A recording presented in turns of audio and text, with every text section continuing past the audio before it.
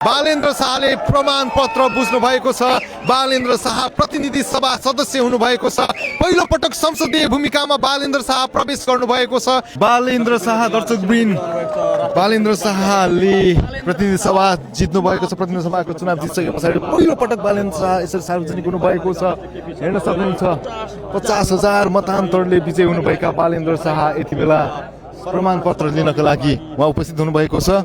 पूर्व प्रधानमन्त्री एमाले अध्यक्ष केपी शर्मा ओलीसँग उहाँ चुनावी मैदानमा हुनुहुन्थ्यो।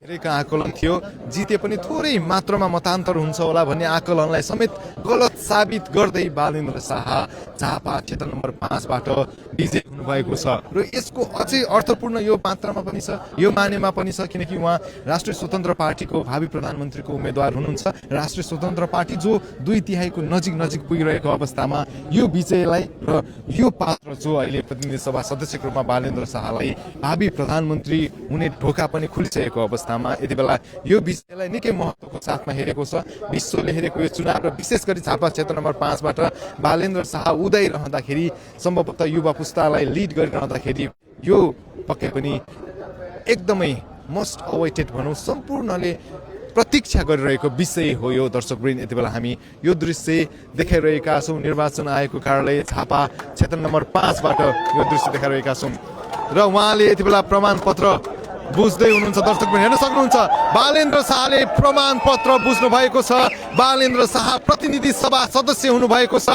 पहिलो पटक संसदीय भूमिकामा बालेन्द्र शाह प्रवेश गर्नु भएको छ। यो निकै नै रोचक दृश्य। युवा पुस्ताहरूको ढुकढुकी बनेका बालेन्द्र शाह प्रतिनिधि सभाको सदस्यको रूपमा प्रतिनिधि सभामा एन्ट्री गर्दै हुनुहुन्छ। झापा 5 ले अनुमोदन गरेको छ। झापा 5 ले उहाँलाई संसदीय भूमिका गर भनेर घन्टीमा छाप लगाएर जिताएर पठाउनु भएको छ। यति बेला हँसिलो मुद्रामा बालेन्द्र शाहले यो प्रमाणपत्र ग्रहण गर्नुभएको छ। अब संसदीय भूमिकामा बालेन्द्र शाहको रोल कस्तो हुन्छ त्यो पछि आउला, तर यति बेला भने बालेन्द्र शाह पक्कै पनि प्रतिनिधि सभा सदस्यको रूपमा प्रमाणपत्र बुझिसके पछाडि प्रतिनिधि सभा सदस्य मात्र होइन, उहाँको दल राष्ट्रिय स्वतन्त्र पार्टी नै बहुमत सँगसँगै 2/3 नजिक गइरहँदाखेरि भावी प्रधानमन्त्रीको प्रमुख हकदार अथवा प्रमुख दावेदार पनि बालेन्द्र शाह हुनुहुन्छ। यति बेला बालेन्द्र शाहलाई हामीले देखिरहेका छौँ।